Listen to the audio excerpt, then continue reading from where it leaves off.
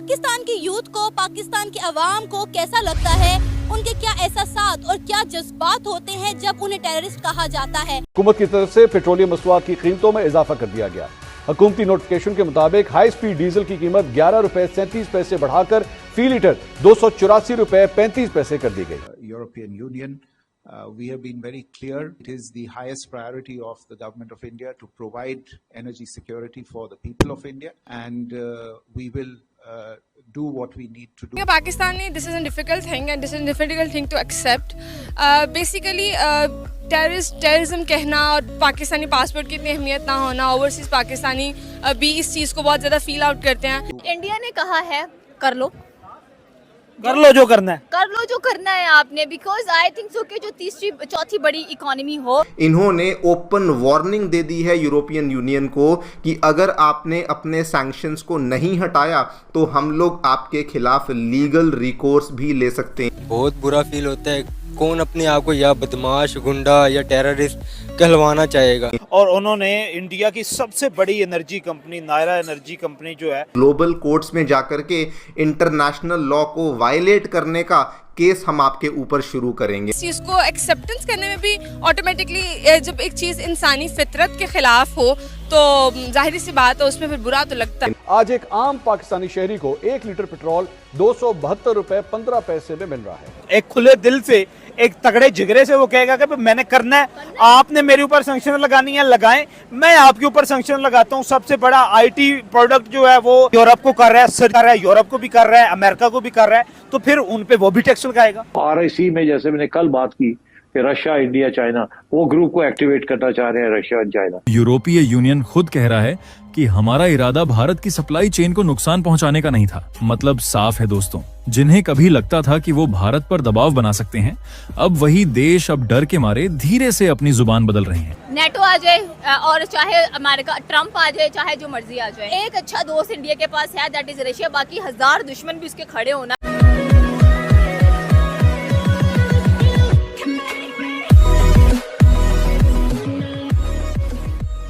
नमस्कार दोस्तों, अगर मान लीजिए कि ये जो अमेरिका फ़िलहाल हम पर सैंक्शंस लगा रहा है, अगर हम सैंक्शन से ही डरने वाले होते तो हम इससे पहले ही जब यूक्रेन और रशिया की वॉर शुरू हुई थी तभी हम डर जाते।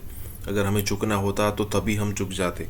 लेकिन फ़िलहाल सिचुएशन ऐसी हो रही है कि भाई अमेरिका के लिए अब ये सहना मुश्किल होता जा रहा है, उनके लिए ये चीज़ हज़म करनी मुश्किल होती जा रही है कि इतना समय होने के बावजूद भी इंडिया अपनी मनमानी कर रहा है। चाहे वो रशिया से ऑयल परचेज़ करना हो, ईरान से रिलेशन मेंटेन करना हो, हर किसी न किसी चीज़ पर इंडिया जो है वो यूएस को मजबूर कर देता है और यूएस फिर कहने के लिए मजबूर ये होता है कि हमने इंडिया को इस चीज़ पर वेवर दी है। इसमें सबसे बड़ा एग्जाम्पल है S-400। जब हमने S-400 परचेज़ किया तब भी कई सारी वार्निंग्स हमें मिली थी, लेकिन फिर भी हमने ये सोचा नहीं। उसके बाद रशिया से हमने ऑयल परचेज़ करना जारी रखा। हालांकि ये तो पूरा वेस्टर्न कंट्रीज जो है उनका दोगलापन है कि वो कई सारी चीज़ें रशिया से परचेज़ करते आ रहे हैं, लेकिन जब इंडिया अपने इंटरेस्ट को मेंटेन करने के लिए जब ये चीज़ें करता है तब इनसे ये सहा नहीं जाता। तो यही बात हो रही है। इसके साथ ही वीडियो शुरू करते हैं। और हाँ दोस्तों, सुपर थैंक्स के जरिए हमारी मदद ज़रूर करें। इंडिया की सबसे बड़ी energy company Nayara energy company जो है उस पे बैन लगा दिया। हालांकि वो कोलैबोरेशन में चल रही थी रशिया के साथ। क्या कहना चाहती हैं? हिट तो किया है उन्होंने, क्या रिटेलिएट बैक करेगा इंडिया? देखिए, आपने जिस ऑयल कंपनी का नाम लिया है, ये ऑयल कंपनी गुजरात में है। ये PM मोदी के अपने हलके से है। एग्जैक्टली। और ये सबसे बड़ी ऑयल रिफाइनिंग कंपनी है इंडिया के अंदर अगर देखा जाए तो। ठीक है, आपने बात की है कि EU ने सैंक्शंस लगा दिए हैं। 32 कंट्रीज आती हैं यूरोपियन यूनियन की, अगर हम लोग बात करें तो सैंक्शंस लगा दिए हैं तो क्या हो जाएगा, क्या इंडिया। और सबसे ज़्यादा एक और बात ये है कि इंडिया सबसे ज़्यादा जो पेट्रोलियम प्रोडक्ट्स हैं वो एक्सपोर्ट करता है। ऐसे ही बिल्कुल एशिया में मैक्सिमम कंट्री करते हैं। एग्जैक्टली, वो एक्सपोर्ट करता है। और सबसे ज़्यादा जो मेडिकल फार्मास्यूटिकल की चीज़ें हैं वो अमेरिका को एक्सपोर्ट करता है। तो यहाँ पर आपने बात की कि ऑयल रिफाइनरी पे सैंक्शंस लगा दी हैं, कहा है कि भाई हम आपका ऑयल नहीं लेंगे, अगर आप यहाँ पर भेजेंगे भी तो हमारे पास एक ऐसा लॉ है जो हमें ये कहता है कि भाई कोई भी एक्सपोर्ट जो आप नहीं करना चाह रहे हो वो आती है तो उसको किस तरह से रोकना ये है। इंडिया या अमेरिका? ये देखिए आप, ये ईयू ने कहा है इंडिया अच्छा, को, ठीक है, But- ठीक। और जिसके मुल्क के अंदर खुद लोग इतने पेट्रोलियम वाली चीजों को इस्तेमाल करने वाली कह लें कि एक चीज नजर आ रही है, उसके बिहाफ पर अगर इंडिया को वो कह रहे हैं कि भाई सैंक्शंस लगा दिए, ये कर दिया वो कर दिया है, और वैसे भी कहते हैं ना कि लेकिन इतनी दुश्मन बड़ी ऑयल कंजम्पशन आप 50 और ये इसमें से वो 30% जो आप ये कह लें कि इंपोर्ट कर रहा है वो रशिया से कर रहा है। अगर वो यही रशिया पे और इंडिया दोनों पे सैंक्शंस लग जाती हैं और इन पेट्रोलियम प्रोडक्ट पे चलने वाली चीज़ों पे भी लगेगी, आगे वो एक्सपोर्ट करेंगे उस पे भी इंडिया के लगेगी। अंदर सबसे ज्यादा कह लें कि ये जो चीजें हैं, एक तो डिफेंस सिस्टम बना, एक तो डिफेंस सबसे बड़ी कंजम्पशन है पाकिस्तान में, इंडिया में। एग्जैक्टली, और दूसरा ये है कि इलेक्ट्रिकली व्हीकल्स बहुत ज्यादा कह लें कि जो इंडस्ट्री है उनकी वो इस्तेमाल करती है यहाँ से, अगर ऑयल की हम लोग बात करें। But the thing is that कि ठीक है इंडिया सस्ते दामों में रशिया से तेल लेता है, रशिया के साथ तो वो कभी अपनी दोस्ती नहीं बिगाड़ेगा, और उसको पता है कि अगर मैंने यहाँ से बिगाड़ दी तो मुझे अमेरिका के साथ क्या है, अमेरिका तो इंडिया के सब मिनट लगाया है साइड चेंज करते हुए। बिल्कुल, वो तो ऐसे है जैसे धोबी का कुत्ता ना घर का ना घाट का। अगर मैं सीरियसली अमेरिका की बात करूँ या मैं ट्रम्प की बात करूँ, he is the most mad. Trump की बात करें, सारे अमेरिका की ना करें। ठीक है, आप ट्रम्प की बात कर लें तो आई थिंक सो कि यहाँ पर अगर एक चीज और देखी जाए तो मुझे नहीं लगता कि भारत को कोई फर्क पड़ने वाला है, बिकॉज उसके पास और बहुत सारे सब्स्टिट्यूट्स अवेलेबल हैं। सब्स्टिट्यूट कौन कौन से हैं? सपोज नहीं, पहली बात तो ये है कि सब्स्टिट्यूट क्या, अगर उसने ट्रेड करनी है रशिया के साथ तो वो एक खुले दिल से, एक तगड़े जिगरे से वो कहेगा कि मैंने करना है, आपने मेरे ऊपर सैंक्शन लगानी है लगाएं, मैं आपके ऊपर सैंक्शन लगाता हूं। सबसे बड़ा आईटी प्रोडक्ट जो है वो एक्सपोर्ट कर रहा है अमेरिका को, यूरोप को कर रहा है, कर रहा है, यूरोप को भी कर रहा है, अमेरिका को भी कर रहा है, तो फिर उन पे वो भी टैक्स लगाएगा। जाहिर सी बात है। आपको क्या लगता है कि ताली कभी भी एक हाथ से नहीं बजती है, दोनों हाथों से बजती है? आप पंगा लोगे अगले वाला तो दोनों हाथों से लगाएगा। वो दोनों हाथों से ऐसे इधर आओ उसका ये वाला ही काम होगा। सो मुझे नहीं लगता कि यूरोपियन यूनियन, हमने अभी रिसेंटली आपने देखा होगा कि राजस्थान के अंदर उनके रेयर अर्थ एलिमेंट्स मिले हैं और वो उसको भी यूटिलाइज करने वाले हैं। अब चाइना की धमकियां भी खत्म होने वाली हैं। चाइना जो वेपनाइज बना रहे हैं, हाँ एग्जैक्टली, जो चाइना वेपनाइज करके बैठा हुआ था कि भाई हम इतना एक्सपोर्ट करते हैं इंडिया को, अब हम नहीं करेंगे। तो यहाँ पर मुझे नहीं लगता कि कहते हैं ना कि एक अच्छा दोस्त इंडिया के पास है, दैट इज रशिया। बाकी 1000 दुश्मन भी उसके खड़े होना, उसको पता है मैंने स्टैंड कैसे लेना है। बड़ी इकोनॉमी, हाँ एग्जैक्टली, मैंने स्टेबल कैसे करना है। एलन मस्क बात आया नहीं आया, उसने टेस्ला लॉन्च कर दी भाई, उसका शोरूम बना दिया मुंबई के अंदर। एलन मस्क उसने तो ट्रम्प की दुश्मनी में किया है। आप ये देखिए 2008 से मनमोहन सिंह के दौर से ये डील चल रही थी कि आप एलोन मस्क के साथ कि आप अपनी टेक्नोलॉजी यहाँ पे लेके आए, और फिर 2024 में ट्रंप के आने के बाद भी नरेंद्र मोदी ने बड़े जूते घसाए हैं कि मैं जाऊं लेके आऊं। लेकिन अचानक जब से उसने अमेरिकन वो डेमोक्रेटिक पार्टी बनाई और उसके फौरन बाद टेस्ला आ गया, ये तो मेरे ख्याल में कैच मिला है उसकी डोनाल्ड ट्रंप की मुखालफत में, इसलिए एलोन मस्क लेके आया। या अमेरिका की या ये इंडिया की सक्सेस है, ये डिप्लोमेटिक सक्सेस। देखिए वो कहते हैं ना कि एक बंदा हो जिसका कुब निकला और वो सीधा ना आ रहा हो, तो आप उसको टांग मारो एट द राइट मोमेंट, उसका कुब भी सीधा हो जाता है। तो इंडिया के साथ बिल्कुल यही हुआ है। इतनी कोशिशें की नरेंद्र मोदी ने, बट एटलीस्ट ट्रंप ने खुद ही मौका दे दिया कि भाई जाओ, तुम मेरी तरफ से फ्री हो और जा करना तुम इंडिया में बैठो, वहाँ की इकोनॉमी बूस्ट करो, वहाँ के लोगों को हेल्प आउट करो, ये सारा कुछ। उसने तो आईफोन को भी बोला था उठाओ इंडस्ट्रीज यहाँ से वापिस आओ, उन्होंने कहा कि sorry there is a big market, वो बड़ी मछली है, हम उसको नहीं छोड़ सकते हैं, और लेबर सस्ती है और अमेरिका के एग्जैक्टली। आप ये चीजें देखें ना कि जहाँ पर आपको बेनिफिट है वो कौन है, वो इंडिया है। वो यहाँ तो नहीं कहेगा कि भाई ठीक है मैं यहाँ पर अपनी इंडस्ट्री लगाता हूँ, यहाँ पर सारा कुछ करता हूँ। सो आई थिंक सो कि they are working very smart, Indians they are working very smart. West कहता है कि हम स्मार्ट है, लेकिन मुझे लगता है कि दे आर बेवकूफ, द मोस्ट बेवकूफ नेशन मुझे नजर आ रही है right now. But I think so कि एशिया के अंदर India is going great well. कोई बात नहीं, आप लॉन वॉरियर हो, अकेला खड़ा होना सीखो, अकेले खड़ा होना सीख गए तो उसके बाद भाई आपकी मौजे मौजे हैं। लास्ट क्वेश्चन ये है कि क्या इंडिया इन सैंक्शंस के अंडर ही सरवाइव करेगा, या इंडिया अपनी डिप्लोमेटिक पॉलिसी से या अपनी डिफेंस पॉलिसी से या अपने औरे से दोबारा अपनी शराइत पे ईयू को और नेटो को लेके आ गया? देखिए नेटो आ जाए और चाहे अमेरिका ट्रंप आ जाए, चाहे जो मर्जी आ जाए। जय सिया राम अंजू जी। जय सिया राम और हर हर महादेव। हर हर महादेव। पीएम मोदी का लोकसभा में भाषण अभी अभी खत्म हुआ है और जिस तरह से उन्होंने कांग्रेस और पाकिस्तान के रिश्ते की धज्जियां उड़ाई है, मुझे लगता है कि कांग्रेस तो सदमे में चली गई होगी, लेकिन पाकिस्तान में बैठे आका जो है, खासतौर पर मुनीर जैसे लोग, उनको भी सदमा लग गया होगा कि भारत अब जब भी कुछ आतंकवादी घटना को अंजाम देंगे वो भारत में, तो गोली का जवाब गोले से मिलेगा। देखिए, बहुत सारी मुद्दे जो है प्राइम मिनिस्टर मोदी ने संबोधन किया है देश को, उन्होंने बताया है कि कैसे उन्होंने जो एक तरह से उन्होंने अपना जो विचार व्यक्त किए हैं, एक दुश्मन को चेतावनी भी दी है, ऑपोजिशन का प्रोपेगेंडा एक्सपोज भी कर दिया है, और एक तरह से फॉरेन पॉलिसी है जो भारत की, वो भी उन्होंने एक तरह से क्लियर कट कर दी है। सबसे बड़ी बात है कि उन्होंने इंडस वाटर ट्रीटी की बात की कि उसको अवेंस में रख दिया है, और कैसे उन्होंने बताया कि 80% जो पानी है वो पाकिस्तान को जाता था, जिसके कारण देश के अंदर किसानों को बहुत ज्यादा तकलीफ होती थी।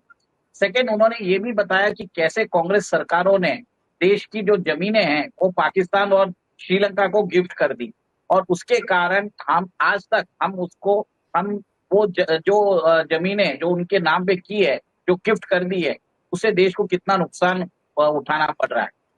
और ये भी देखिए कि उन्होंने देश के अंदर जो मिसाइल डिफेंस सिस्टम्स है, हमारे जो क्रिटिकल वेपन्स है, और देश के अंदर जो हम मेक इन इंडिया के तहत हम हथियार बना रहे हैं, उसकी भी बात की। उन्होंने ड्रोन्स की बात की। उन्होंने बोला है कि देश के अंदर 30 से 35 साल के युवा आजकल ड्रोन बना रहे हैं, और कई हद तक तो उन्होंने जो देश की जो महिलाएं हैं उनकी भी तारीफ की है कि इसके अंदर वो भी इन्वॉल्व है। तो आप ये देखिए कि देश का प्रधानमंत्री है, वो देश के अंदर आके वो बताता है कि मैं देश की वेपन्स इंडस्ट्री को, हमारी डिफेंस इंडस्ट्री को वो एक तरह से स्ट्रॉन्ग कर रहे हैं, और डोमेस्टिक डिफेंस इंडस्ट्रीज का होने से कितना फायदा होता है, कितना लाभ होता है, वो भी उन्होंने बताया। एक टाइम था यूपीए के टाइम पे कि कोई भी कार्रवाई करने से पहले, क्योंकि उस समय हमारे पास इतने भी गोला बारूद नहीं थे कि हम 10 दिन का कन्वेंशनल वॉर लड़ सकते थे। उन्होंने बताया कि कैसे हमारे पास बुलेट प्रूफ सिस्टम्स नहीं थे, हमारे पास राइफल्स नहीं थी, हमारे पास नाइट विजन गॉगल्स नहीं थे, छोटी से छोटी चीजें इंपोर्ट की जाती थी। पर आज देश के अंदर आप देखिए सब चीजें बन रही है, देश के अंदर टेक्नोलॉजिकल ट्रांसफर की बात कर रहे हैं। तो बहुत सारे जो मेरा ये मानना है कि उन्होंने फॉरेन पॉलिसी भारत की जो है सबके लिए लेकर दी है, इवन अमेरिका को भी चेता दिया है। बिल्कुल ठीक कह रहे हैं आप। लेकिन सबसे पहले मैं चाहूंगी कि हम सिलसिलेवार तरीके से आगे बढ़े। पहले तो जो भाषण राहुल गांधी ने दिया, उन्होंने तो सीधे सीधे विदेश नीति पर सवाल उठा दिया, एस जयशंकर पर सवाल उठा दिया, यहां तक कह दिया कि भारत के लिए सबसे बड़ी चुनौती है चाइना और पाकिस्तान को दूर रखना। सर, चाइना और पाकिस्तान के साथ सबसे ज्यादा अच्छे रिश्ते तो कांग्रेसियों के रहे। जयशंकर ने कोई 40 मिनट्स की स्पीच की है वहां पर। इसी तरह जो राजनाथ सिंह हैं, उन्होंने तो बड़े ही धुआंधार, जिसे कहते हैं ना, दो टोक जवाबात दिए हैं। अच्छा, अब सर एक तो मैं आपसे एक जो इसके अंदर जो पॉइंट उठाया गया उस पे बात करूंगी, और साथ ही मैं एक और सवाल इस पे ये उठाऊंगी कि वहां पे तो बड़ी कड़ी तनकीद हुई। उनसे कहा गया जी बताएं कितने जहाज गिरे हैं, ये बताएं, ऑपोजिशन ने। लेकिन क्या आप समझते हैं कि पाकिस्तान के पार्लियामेंट में कोई ये सवाल कर सकता है कि जरा बताएं कि आपका नुकसान भी कितना हुआ है, कोई हमें थोड़ा सा ये भी बता दे? एक तो मेरा सवाल ये होगा। तो दूसरा ये होगा कि जो राजनाथ सिंह हैं, उन्होंने ये कहा है कि ये तो आप हमसे पूछ रहे हैं कि जहाज कितने गिरे, क्या आप हमसे ये क्यों नहीं पूछ रहे कि हमने उनके कितने जहाज गिराए हैं और हमने उनकी कितनी बेसिस को उड़ाया है? तो over to you doctor Ishtiaq Ahmed. बहुत बहुत शुक्रिया।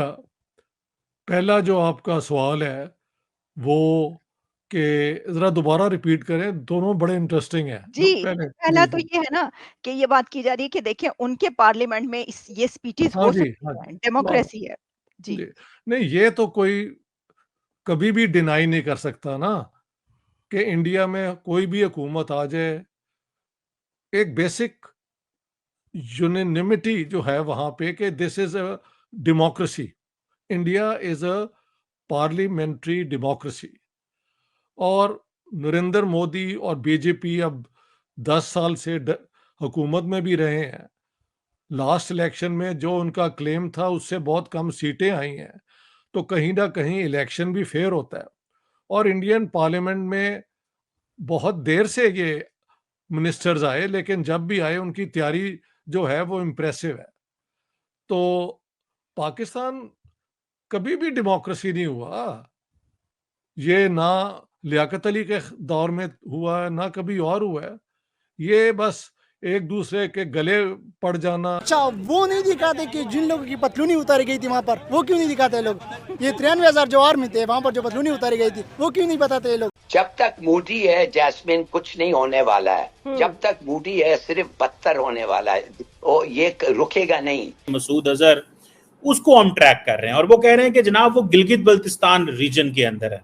ऑपरेशन सिंदूर 2.0 इसकी आजकल बात चल रही है। उसके खजाने खाली हो रहे हैं। आज 16 आइटम्स उसके ऊपर इंडिया ने बैन कर दिए हैं। रूस ने $630 मिलियन का कर्जा डिमांड कर दिया है। तो ये न्यू नॉर्मल है कि वी आर इन वॉर, हम वॉर में हैं अब आपके साथ। ठीक है। हाँ, अब कोई अमन की बात नहीं होगी, कोई नेगोशिएशन नहीं होगी, कोई टॉक्स नहीं होंगी, कोई कुछ नहीं होगा। कुछ बवंडर की तैयारी हो रही है इस वक्त बैकग्राउंड में, धड़ाधड़ हो रही है और सीक्रेट मीटिंग्स का दौर जारी है इस वक्त मोदी सरकार के बीच में। यहाँ पे ये कहा जा रहा है कि जी ये जो उनका कॉटन का बिजनेस था वो तो भारत जा रहा है। इन्फ्लेशन अगले दिन उसकी रिपोर्ट आई है 11.8% बढ़ गया। ये इलाका पॉसिबल है, ये इलाका जो मुमकिनात में से हो सकता है। फिर कुछ गहमा गहमी हम दिल्ली से लेकर जम्मू कश्मीर तक होते हुए देख रहे हैं। प्रेसिडेंट मुर्मू से मुलाकात की है प्रधानमंत्री मोदी ने, साथ ही साथ जम्मू कश्मीर के लेफ्टिनेंट गवर्नर मनोज सिन्हा ने भी प्रधानमंत्री मोदी से मुलाकात की। हमारा तो काम आधा काम हुआ है, अब पाकिस्तान को करना है। बार बार ये कह चुका है और ये करेगा। खबर आ रही है इन सब के बीच में कि 20,000 एक्स्ट्रा ट्रूप्स को जम्मू एंड कश्मीर में डिप्लॉय किया गया है, जिससे फिर अगली स्टेज पे उन्होंने अब ये किया इन द होप कि हमने देखो मिसाइल मार दी in the heart of Pakistan, Punjab के अंदर, लाहौर में, सिंध में भी, हर जगह पे हमने मार दी, बलूचिस्तान में भी मार दी। तो ये एस्केलेट करते जा रहे हैं। उन्होंने कहा था कि हम इनको चुन चुन के we will find them, we will track them and हम उनको जो जाके वो जहाँ पे भी हमें करना पड़ा हम उसको मारेंगे। लगता ये है कि शायद इंडिया हमला कर।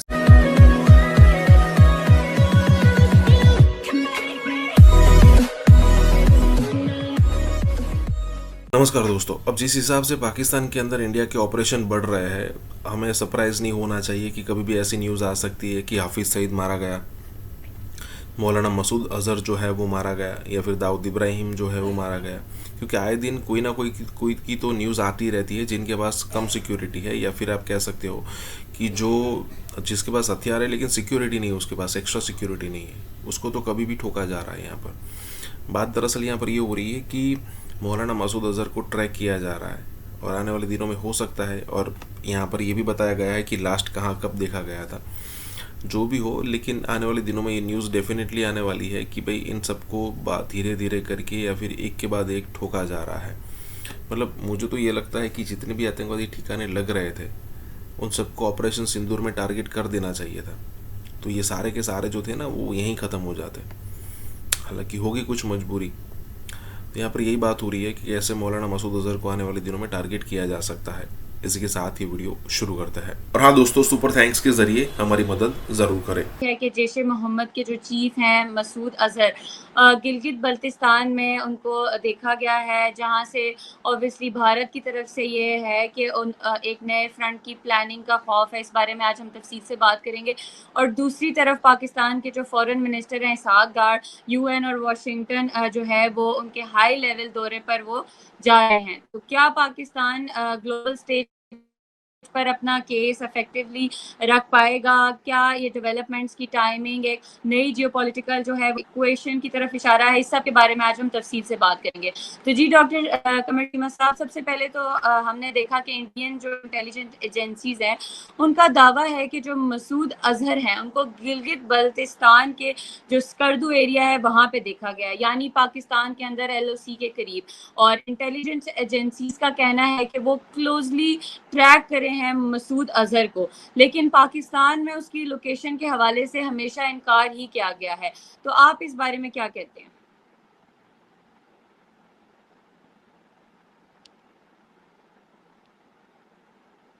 सर आई गेस आपकी आवाज सुनने में कोई प्रॉब्लम आ रही है? जी मैं ये कह रहा था कि ऑपरेशन सिंदूर 2.0 इसकी आजकल बात चल रही है कि जनाब ये है, इंडियंस कहते हैं कि जनाब हम ढूंढ रहे हैं या हमने ढूंढ लिया है कि जो इस वक्त जैश ए मोहम्मद जो कि एक इम्पॉर्टेंट ऑर्गेनाइजेशन, वो कहते हैं जी हमारे लिए मसूद अजहर, उसको हम ट्रैक कर रहे हैं और वो कह रहे हैं कि जनाब वो गिलगित बल्तिस्तान रीजन के अंदर है। सो इट मीन्स कि वो कह रहे हैं कि अब वो बहावलपुर में नहीं है, वो बहावलपुर में नहीं है, वो गिलगित बल्तिस्तान के एक रीजन के अंदर है। और उन्होंने कुछ फुटेजेस वगैरह भी जारी की हैं, आप पता नहीं उन फुटेजेस की ऑथेंटिसिटी क्या है। ये डिफरेंट इंडिया जो है वो कश्मीरी जो लीडर है, जैसे ये सैयद सलाहुद्दीन है, इनकी इन्होंने फुटेज जारी की कि ये G10 में कहीं होते हैं, इस्लामाबाद के अंदर एक इलाका है वहाँ पे होते हैं। तो ये इस तरह की चीज़ें जो हैं वो करते रहते हैं। अब पॉइंट यहाँ पे देखें, बड़ा सीधा सा है। पॉइंट ये है कि इंडिया क्यों अगर खबर जारी करेगा, अगर फॉर एग्जांपल जैश मोहम्मद के चीफ मसूद अजहर इधर हैं, फॉर एग्जांपल, क्यों खबर देगा? एक बात, इसकी डिफरेंट वजूहात हो सकती हैं। पहली खबर ये, to give a message to the intelligence, to give a message to the people of Pakistan कि हम वहाँ पे ट्रैक कर रहे हैं, हम वहाँ पे ट्रैक कर रहे हैं। किन को ट्रैक कर रहे हैं? हम स्टिल ऐसे ग्रुप्स को ट्रैक कर रहे हैं। So this is first thing. Secondly, जो चीज़ इंपॉर्टेंट है वो ये पैगाम दे रहे हैं इन ग्रुप्स को कि आप हमारी नज़रों से दूर नहीं हैं। ये एक इम्पॉर्टेंट चीज़ है कि आप, ये नहीं है कि हम आपको जो है वो देख नहीं सकते, हम आपको एग्जैक्टली देख सकते हैं। तीसरी इसकी जो सिग्निफिकेंस है वो ये है कि इंडिया ये पैगाम दे रहा है कि जनाब हमारे पास सफिशेंट इंटेलिजेंस नेटवर्क ग्राउंड के ऊपर मौजूद है, जो हमें बताता रहता है कि बेसिकली ये जो ग्रुप्स हैं ये कहाँ पे। आपको याद होगा या इसका एक और मीनिंग भी हो सकता है, और वो ये है कि अगर आपको याद हो कि बिलावल भुट्टो जरदारी जो पाकिस्तान के फॉरेन मिनिस्टर भी रह चुके हैं, उन्होंने थोड़ा अर्सा पहले एक इंटरव्यू दिया था और उन्होंने कहा था कि जनाब मुझे ये पता है कि जैश मोहम्मद के जो चीफ हैं वो अफगानिस्तान में।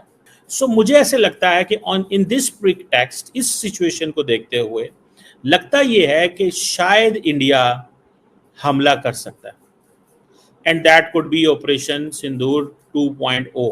अब उसके मल्टीपल मीनिंग्स हैं, मल्टीपल उसके वो हैं। मिसाल के तौर पे अगर आप ये देखें, पहली बात कि वो क्यों हमला करेगा इंडिया, पहली बात तो ये है कि उन्होंने कहा था कि सिंदूर जो है वो अभी चल रहा है, इट्स कॉन्टिन्यूइंग प्रोसेस, ये अभी ख़त्म नहीं हुआ ऑपरेशन सिंदूर। ये एक चीज़ आपको ज़हन में रखनी चाहिए। अब अगर ऑपरेशन सिंदूर चल रहा है और ये एक मुसलसल वो समझते हैं कि ये हमें इसको अगर चल रहा है तो इसके साथ साथ हमें ये बताना है कि कैसे चल रहा है, तो उसके लिए वो इस तरह की खबर दे रहे हैं। फिर एक इसकी और लॉजिक भी है कि हमें इंडियन अवाम को अभी ये कहा था कि हम बदला लेंगे, अभी हमने प्रॉपर बदला नहीं लिया।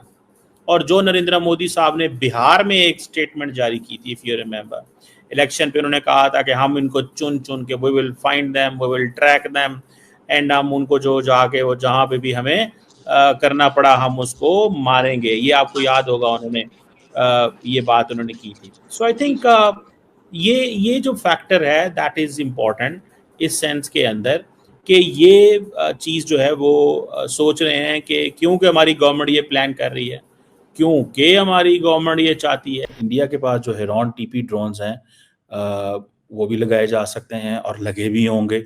करना क्या है, वो तो इंडिया के ने जो ड्रोन्स लिए हैं वो तो आई थिंक 40,000 फुट तक जा सकते हैं ऊपर। इसकी क्या वजह है? पाकिस्तान का पासपोर्ट जो है वो दुनिया का कमजोर तरीन पासपोर्ट है, और इस कमी को पूरा करने के लिए रूस ने अब भारत की तरफ रुख किया है।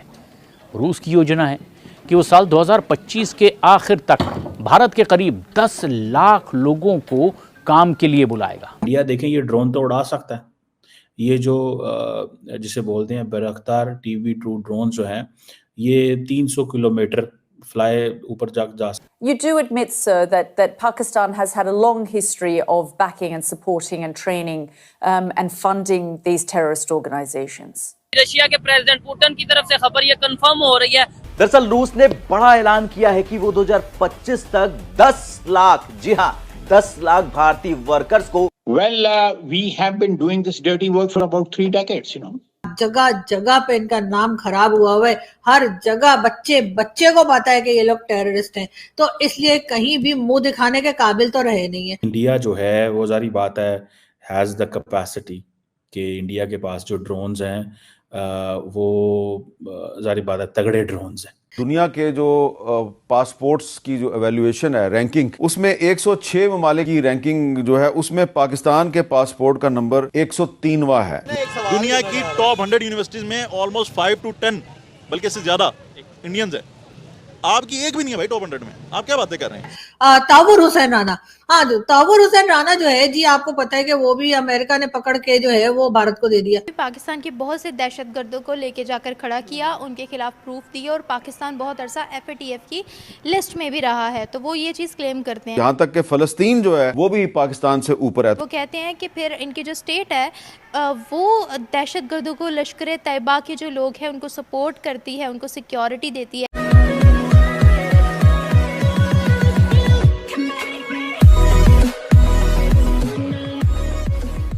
नमस्कार दोस्तों, अब यहाँ पर बात हो रही है रशिया की। इंडिया और रशिया की जो दोस्ती है उसके बारे में बात हो रही है, और जिस हिसाब से इंडिया और रशिया सालों से, 50-60 साल आप काउंट कर सकते हो, सालों से एक दूसरे से उस हिसाब से अपनी दोस्ती निभा रहे हैं। नो डाउट, मैं ऐसा नहीं कह रहा कि दोनों अपने जो है वो निजी इंटरेस्ट नहीं देख रहे हैं, लेकिन वो निजी इंटरेस्ट से भी ज़्यादा कुछ ना कुछ कर रहे हैं।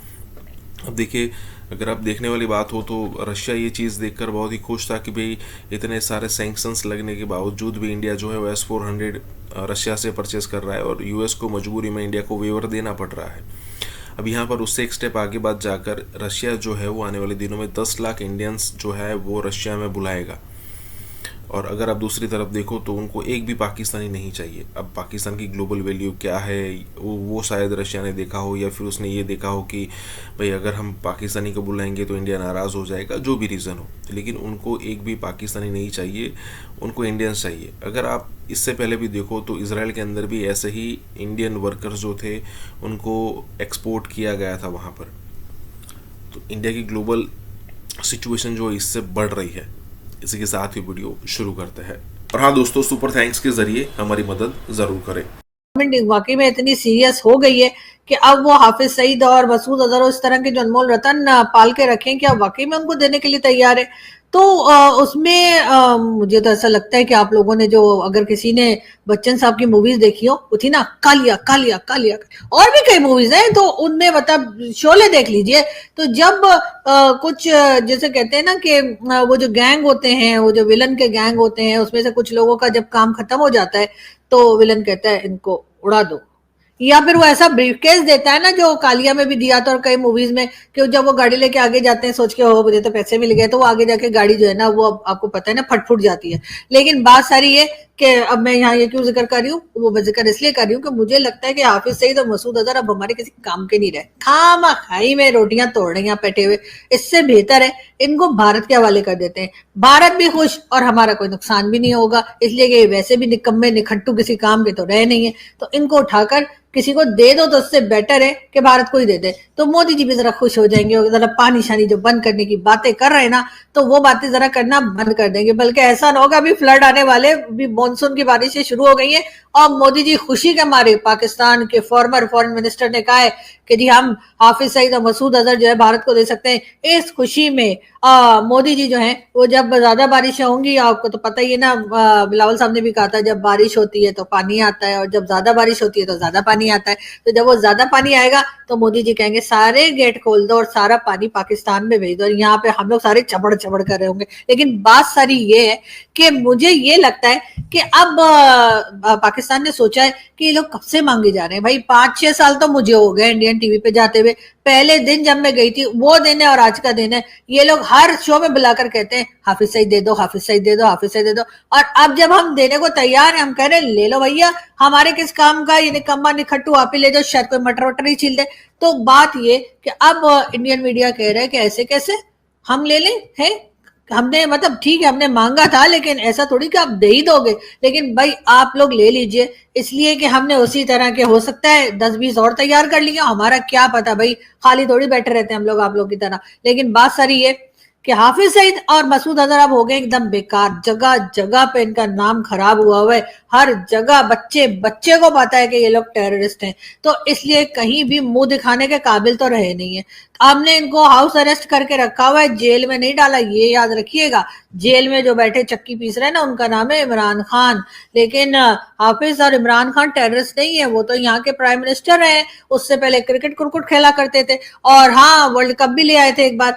तो इमरान खान जेल में है और चक्की पीसिंग एंड पीसिंग एंड पीसिंग, और उसके बाद ये साहब जो है हाफिज सईद, इनको जी हाँ हमारे यहाँ साहब कहा जाता है, बड़ी इज्जत की जाती है, लेकिन बात सारी ये कि बिलावल साहब की ये बात सुनने के बाद कि बिलावल साहब ने कहा कि हाफिज सईद को भारत को दे देंगे, उसके बाद भी ना कोई प्रोटेस्ट हुआ, ना हाफिज सईद के घर से कोई बाहर आया, ना उसकी पार्टी से कोई बाहर आया। हाँ बस एक बेटा उसका आया और उसने आके एक वीडियो बनाकर और एक वीडियो मैसेज दे दिया है कि जी ये कोई अच्छा काम नहीं कर रहा, मेरे अब्बा जी का नाम उधर दे रहे हो और उनको उठा के वहां पे भेज रहे हो। अरे शुक्र करो, आजकल तो भारत वीजा भी नहीं दे रहा। मेरे कितने सारे दोस्त हैं जो भारत जाना चाहते हैं और वीजा अप्लाई करने के बाद बैठे हुए, और मैं भी इंतजार कर रही हूँ उनका वीजा लगे, ये वहां से वहां जाए तो मैं MDH की लाल देगी मिर्च का पैकेट मंगवाऊं। एक साहब मेरे लिए लेकर आए थे हमारे एक दोस्त, लेकिन अब वो खत्म हो गया। वो पैकेट असल में खत्म नहीं हो गया, वो बेचारे 4 लाए थे, लेकिन हमारे रिश्तेदार ऐसे है ना, जैसे ही पता लगा ओहो इंडिया से मिर्ची आई, हालांकि इंडिया की मिर्ची हमें लगती बहुत है, लेकिन फिर भी इंडिया की मिर्ची आई, वो फिर मेरे घर से आके पैकेट उठा के ले गए कि छोड़ा मेरे पास, और अब वो मेरे पास भी खत्म होने लगा। खैर मैं अपनी 2 बड़ी कहानी नहीं सुनाना चाह रही थी, मैं आपको ये बता रही थी कि वो अगर हालात अच्छे होते और वीजा शीजा लग रहा होता तब की और बात थी, लेकिन अब तो बिना वीजे के हम हाफिज सईद और मसूद अजहर देने को तैयार हैं। वैसे भी पानी ज्यादा इंपॉर्टेंट है, और 26 करोड़ लोग जिस कंट्री में रहते हो, उस कंट्री के पॉलिटिशियंस को यकीनन अपनी कंट्री के लोगों का सोचना चाहिए कि 26 करोड़ लोग जो हैं वो बेचारे प्यासे मर जाएं। उससे बेटर है कि हाफिज सईद और मसूद अजहर को उठाकर भारत को दे दीजिए, उसके बाद मोदी जी जाने थे, उनका काम जाने। अभी भी देखिए ना वो क्या नाम है, तवक्कुर राना, तो नाम इतने मुश्किल मुश्किल रख लेते हैं टेररिस्ट, मुझे समझ नहीं आती इनके नामों की। खैर तावुर हुसैन राना, हाँ जो तावुर हुसैन राना जो है जी, आपको पता है कि वो भी अमेरिका ने पकड़ के जो है वो भारत को दे दिया। अब भारत उससे पूछ रहे हैं क्या क्या उगलवा रहे हैं कि तोबा तोबा में तो कह भी नहीं सकते। यहाँ पे आप लोगों को अगर पता करना है तो आप लोग अपना मतलब इंडियन टीवी जो है जाके देख लीजिए, जहाँ पे वो बता रहे हैं कि तावुर हुसैन राना ने कैसे कैसे एलिगेशन लगाए हमारे सीधे सादे शरीफ भाई लोग के ऊपर। तो जी अब ये कि जाहिर है कि भाई लोग पैसे तो नहीं करना चाहिए उन्हें, लेकिन खैर एक खबर और भी चल रही है, और वो ये कि आसिफ अली जरदारी साहब को हटाकर और वो बड़े अब्बू जो है ना, उनको प्रेसिडेंट बनाने की